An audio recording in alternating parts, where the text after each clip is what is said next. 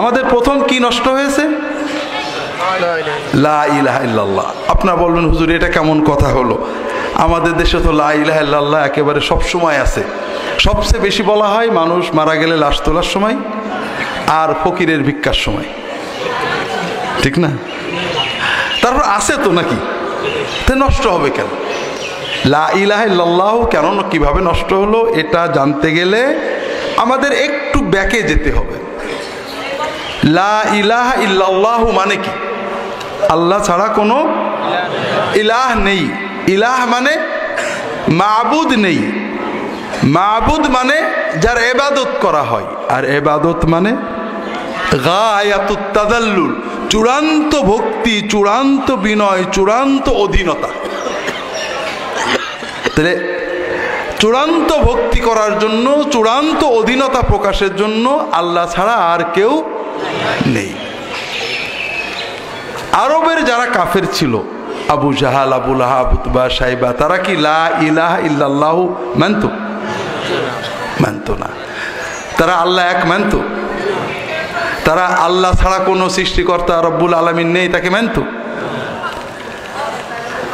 আমি আপনাদের দেশে ওয়াজ করতে ভয় পাই, কারণ আলেম ওলামার দেশ, ঘরে ঘরে আলেম, বড় বড় আলেম। তারপরেও ভয় সহ বলছি যে আরবের কাফেররা সব মানত, লা ইলাহা ইল্লাল্লাহ মানত না, কিন্তু আল্লাহ এক মানত। আল্লাহ ছাড়া কোনো রব নেই মানত।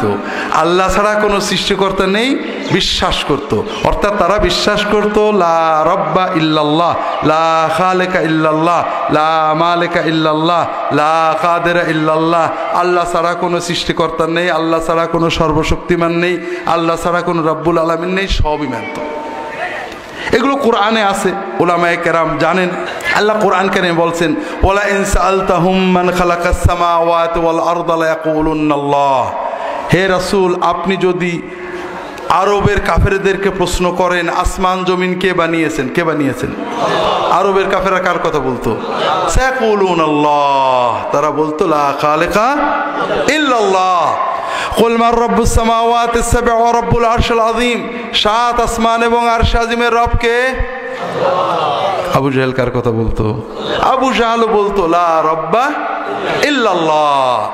কুল মান বিয়াদিহি মালাকুতু কুল্লি শাইইন ওয়া ইয়াজিরু ওয়া লা ইয়াজারু আলাইহি। সকল ক্ষমতা, মালিকানা, সার্বভৌমত্ব কার হাতে? আল্লাহ। সর্বশক্তিমান কে? আল্লাহ। আবু জাহেল কার কথা বলতো? আবু জাহেল বলতো সায়াকুলুনা লিল্লাহ। আল্লাহ কোরআনেই বলে দিয়েছে। এরকম অনেক আছে। আবু জাহেল আল্লাহকে মাবুদ মানত, লা ইলাহা ইল্লাল্লাহ মানে আল্লাহ ছাড়া কোনো মাবুদ নেই। আবু জাহেল বলতো আল্লাহু ইলাহুনা, আল্লাহ আমাদের মাবুদ। আবু জাহেল যে আল্লাহর ইবাদত করতো জানেন না? আবু জাহেল আল্লাহর ইবাদত করতো। আবু জাহেল আল্লাহর জন্য হজ করতো। আবু জাহেল আলহাজ আবু জাহাল ছিল। সত্য কথা। আমরা একবার হজ করে সব এখন আলহাজ। আর সে বেচারা হজ করেছে, হাজিদের পানি খাওয়াইছে, হাজিদের খেদমত করেছে, কাবাঘর দেখাশোনা করেছে, ঝাড় দিয়েছে, গেলাপ পাল্টাইছে, এবং কাবাঘরের আল্লাহর কাছে কান্ত আল্লাহুম্মা আল্লাহুম্মা ইন কানা হাযা ওয়ালাক্কা। আমরা আল্লাহকে যেমন আল্লাহুম্মা বলে ডাকি, আবু জাহেলও ঠিক আল্লাহুম্মা করে করে আল্লাহর কাছে দোয়া করত। কথা বুঝতে পারেননি? তাহলে আবু জাহাল আল্লাহকে একমাত্র সৃষ্টিকর্তা, খালেক, মালেক, রাব্বুল আলামিন, সর্বশক্তিমান বিশ্বাস করত, আল্লাহকে মাবুদ মানত, আল্লাহর ইবাদত করত। কিন্তু আল্লাহ ছাড়া কোনো মাবুদ নেই এটা মানত না। ইযা কিলা লাহুম লা ইলাহা ইল্লাল্লাহু ইস্তাকবিরুন। যখন তাদের বলা হয় লা ইলাহা ইল্লাল্লাহ মানে না, যখন বলা হয় লা রাব্বা ইল্লাল্লাহ মানে, লা খালিকা ইল্লাল্লাহ মানে, লা রাযিকা ইল্লাল্লাহ মানে, লা কাদিরা ইল্লাল্লাহ মানে, কিন্তু লা ইলাহা ইল্লাল্লাহ মানে না। এখন প্রশ্ন হলো, সব মানলো, আল্লাহর ইবাদত করলো, কিন্তু লা ইলাহা ইল্লাল্লাহ মানলো না কেন? এটা প্রশ্ন না? এই প্রশ্নের উত্তরকে আমি দেব না আপনারাই দেবেন? আমি দেব। আচ্ছা দিলাম। এই প্রশ্নের উত্তর সহজ। আমি জানি না আপনাদের দেশে আছে কিনা। আমি আমাদের এলাকায় একটা গান শুনছিলাম, বাবা শাহজালাল অলি তুমি দয়াল বাবা, দয়া করো বাবা। এরকম কোন গান শুনেছেন আপনারা? আমাদের বাংলাদেশে লক্ষ লক্ষ মুসলমান গান গান, বাবা শাহজালাল অলি, শাহপরান অলি, শাহ মাকদুম অলি, দয়াল বাবা অলি, গৌসে আজম অলি, খাজা বাবা অলি, আব্বা হুজুর অলি, দাদা হুজুর অলি, পীর বাবা অলি, দয়াল মা অলি, কলবে এসো বাবা, নজর দাও বাবা, দয়া করো বাবা, এরকম গান আছে না নেই? আছে। এই যারা এই গানগুলো গান, তাদের কাছে যদি আপনি যে জিজ্ঞাসা করেন আমাদের সৃষ্টিকর্তাকে, কি বলবে? আমাদের রবকে, কি বলবে? সর্বশক্তিমানকে, কি বলবে? আল্লাহর ইবাদত করতে হয়, মানবে না? কিন্তু যদি আপনি বলেন আল্লাহ ছাড়া কারো ডাকা যাবে না, কারোর কাছে দয়া চাওয়া যাবে না, মানবে নাকি? এই এক জায়গায় মতভেদ। আপনি শতভাগ আবু জাহাল চিনে ফেলেছেন, একদম অবিকল। আপনি যদি এই বেচারাকে বলেন যে খাজা শাহপরান অলি, শাহজালাল অলি, শাহ মকদুম অলি, দয়াল বাবা অলি, আব্বা হুজুর অলি, খাজা বাবা অলি, সবাইকে ভালোবাসো, তাদের জন্য দোয়া করো, তাদেরকে শ্রদ্ধা করো, কিন্তু চাওয়াটা হতে হবে কেবল আল্লাহর কাছে, মানবে?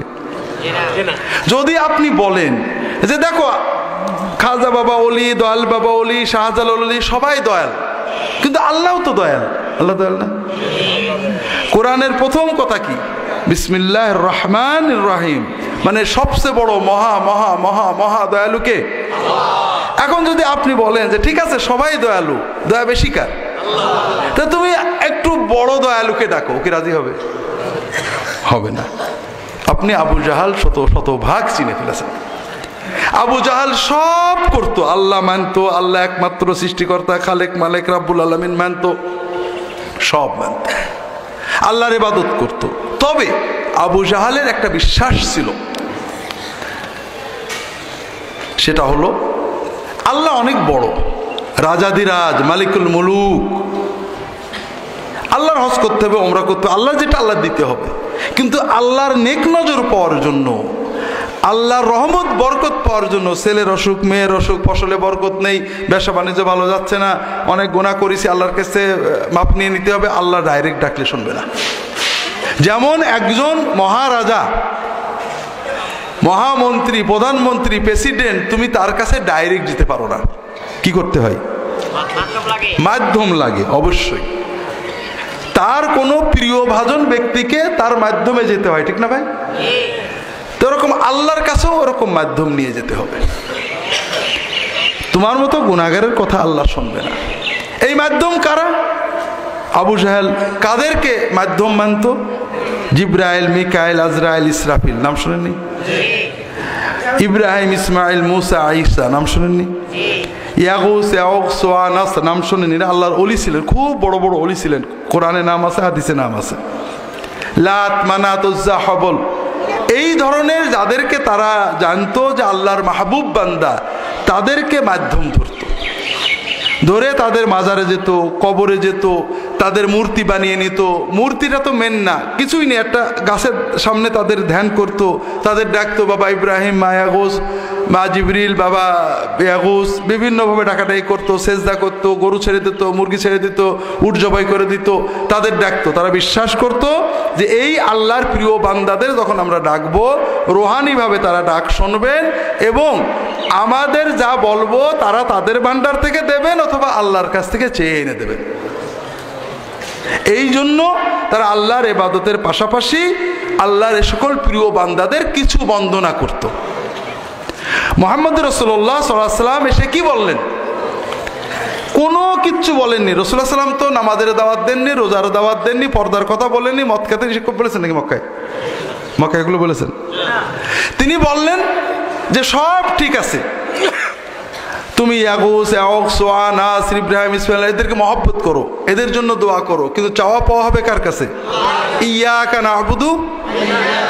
বাস, আবু জাহেল গেল রেগে। এত বড় বেয়াদব, এতকাল আমরা আল্লাহর মাহবুব বান্দাদের মাধ্যমে সবকিছু পেয়েছি, আর এ মাহবুব বান্দাদের সাথে বেয়াদবি করতে বলে তাদের নাকি ভক্তি করা যাবে না বলে, এর ধর আর মার। কথাটা কি বুঝতে পেরেছেন? সামান্য ছোট্ট একটু সমস্যা ছিল।